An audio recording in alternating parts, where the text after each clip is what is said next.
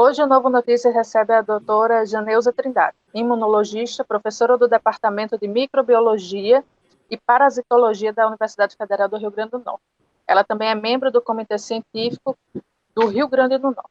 Seja bem-vinda, professora Janeuza. Aqui é o nosso bate-papo. Obrigada. Eu queria começar trazendo um histórico que no dia 7 de abril, dia 7 desse mês, a Agência Europeia de Medicamentos publicou um artigo que confirmava uma possível relação entre as vacinas de Oxford, a Covishield, e o risco de trombose. Eu queria saber por que isso acontece e quais as chances disso acontecer. Certo. Na verdade, foram dois artigos publicados, por dois grupos independentes, um da Alemanha e outro da Finlândia, e divulgados pela Agência de Saúde Europeia, alertando a comunidade científica sobre as possibilidades de algumas pessoas de eventos raros associados à vacina de Oxford, mais conhecida, como vacina de Oxford, e fenômenos de trombose, com essas pessoas.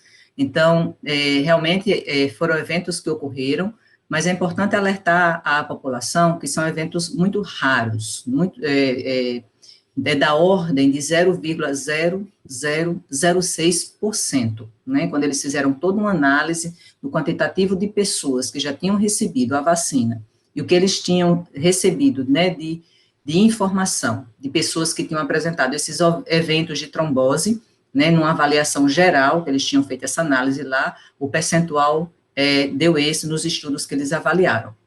E fazendo uma comparação com outros eventos de trombose que acontecem com algumas substâncias que nós usamos corriqueiramente. Por exemplo, mulheres que fazem uso de anticoncepcional. Esse risco de desenvolver trombose, ele sobe para 0,05% a 0,012%. Pessoas que fumam, que têm o hábito do tabagismo, esse risco de desenvolver trombose é de 0,18%. E aí vamos para a parte mais grave. Quem faz COVID-19, esse percentual de desenvolver trombose é da ordem de 16,5%. Então, se você for pensar numa vacina que protege a pessoa de fazer a COVID-19, como a vacina de Oxford, que ela tem um índice de eficácia aí da ordem de 76% já na primeira dose, depois de 22 dias da primeira dose, e com 82%, depois de 15 dias de tomada a segunda dose, um percentual altíssimo de eficácia e um percentual baixíssimo de desenvolver efeito adverso, então é uma vacina que a gente considera bastante segura, inclusive atestada pela nossa Anvisa. Muito bem. Nós temos aqui também um exemplo de uma mulher de 63 anos, que após receber a primeira dose da vacina de Oxford, sentiu alguns sintomas. Os sintomas foram dor no corpo, principalmente do lado direito, onde foi feita a aplicação da vacina, febre, dor de cabeça e uma leve alta na pressão arterial. Essa reação é normal? Quantos dias essa reação deve durar?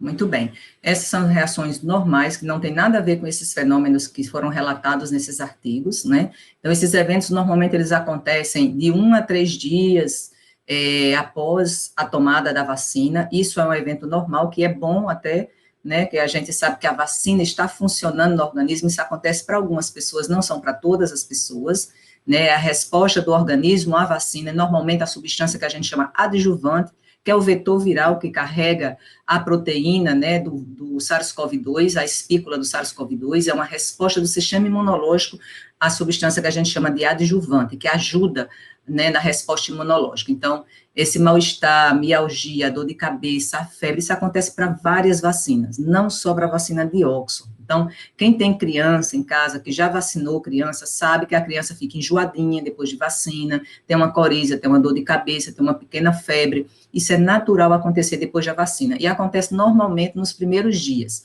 Essa dor lateral, ela pode acontecer, que normalmente é no braço, tem um incômodo ali onde aplicou, e é normal acontecer nos primeiros dias após a aplicação da vacina, sim. Então, esses eventos que foram observados na vacina de Oxford aconteceu entre 7 e 10 dias após, e não tem nada a ver com esses sintomas que foram relatados aí, que você acabou de me relatar. Sim. Alguns profissionais de saúde me passaram a informação de pessoas que estão indo tomar a vacina e, ao chegarem, verem que só tem disponível o imunizante da Oxford, eles se recusam a tomar, tanto por essas questões de sintomas, quanto também pelo tempo entre a primeira dose e a segunda. Por ser maior, alguns acreditam que não vai fazer efeito, né? Que é de 90 dias. E aí já é o contrário, né? Como eu falei há pouco, após 22 dias de tomada dessa vacina, ela dá uma eficácia maior do que a vacina do Butantan. A eficácia dela é de 76% após 22 dias a primeira dose. Né? A vacina do Butantan, ela depois da segunda dose vai dar uma eficácia de 62%. A vacina de Oxford, lá depois dos 3 meses, quando você tomar a segunda dose, a eficácia dela é só para 82%.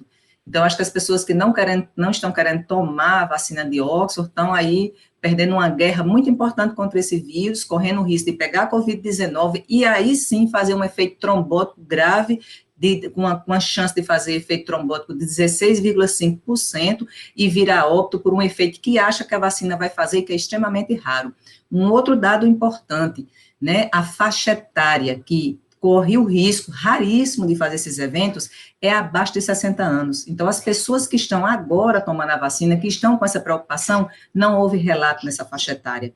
Então, as pessoas que estão preocupadas com isso, estão com essa preocupação à toa, deixando de tomar uma vacina extremamente eficaz, né, que evita, né, a forma grave da COVID, evita efeitos trombóticos que a COVID faz, por conta de um susto, de uma preocupação desnecessária que as pessoas estão tendo, que não precisam ter, especialmente para essa faixa etária agora, que é o alvo da vacina, que não foram relatados esses efeitos adversos na faixa etária acima de 60 anos. Ele foi relatado em pessoas mais jovens, especialmente mulheres que fazem uso de anticoncepcionais, ou seja, mulheres em fase reprodutiva.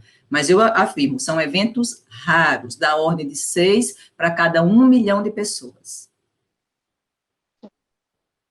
De acordo com a agência, nesse mesmo relatório, sobre a possível relação entre as vacinas e os coágulos, né, ele diz que das 222 notificações que receberam, são, dentre os 34 milhões de vacinados, foram 222 notificações e apenas 18 casos fatais. Então, como a senhora falou aí, o que isso significa?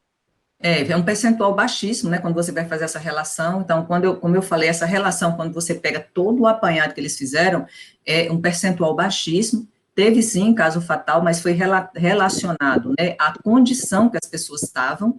Eles estudaram bem esses casos e foram observar as condições fisiológicas de cada uma dessas pessoas. Essas pessoas desenvolveram uma reação autoimune, isso foi muito bem estudado, foi mostrado um autoanticorpo direcionado contra as plaquetas, já é estudado essa doença que algumas pessoas desenvolvem em algumas situações de trombose, isso já acontece, não acontece só para vacina, acontece em outras situações, já é um evento conhecido na comunidade médica, então é importante que as pessoas saibam, isso não acontece só para vacina, acontece em outras situações também, né, e de infecção, inclusive, tá, então, essas pessoas desenvolveram um tipo de anticorpo direcionado contra a plaqueta, e aí desregulou o sistema de coagulação delas de uma forma severa, e alguns tiveram efeitos trombóticos graves, tanto em nível de pulmão, como em nível cerebral, e alguns poucos acabaram vindo a óbito.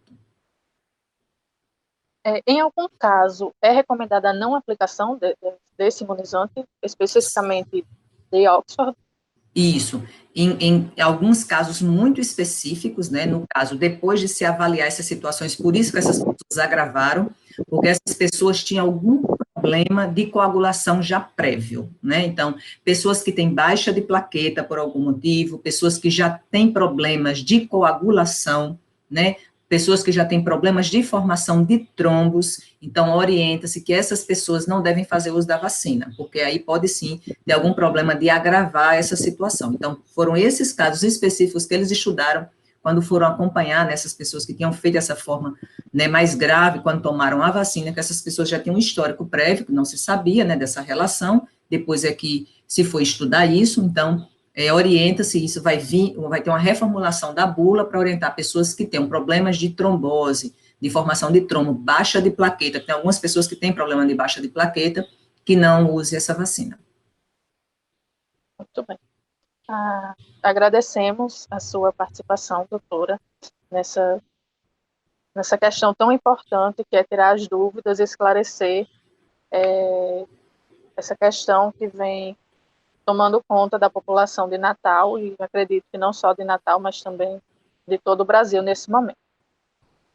Sim, certamente. Só mais um alerta, lembrar que são poucas as pessoas que têm esse tipo de situação que eu falei, né? Não é a maioria da população é saudável, tem condição tranquila de tomar a vacina, então a gente faz esse alerta, vão sim tomar a vacina. Se tiver alguma dúvida, consulte seu médico para conversar, se tiver alguma dúvida, e vão tomar a vacina, porque a vacina protege, ela protege a forma grave da Covid, que mata, e a gente está vendo aí a quantidade de gente que está morrendo por conta dessa doença. Muito obrigada.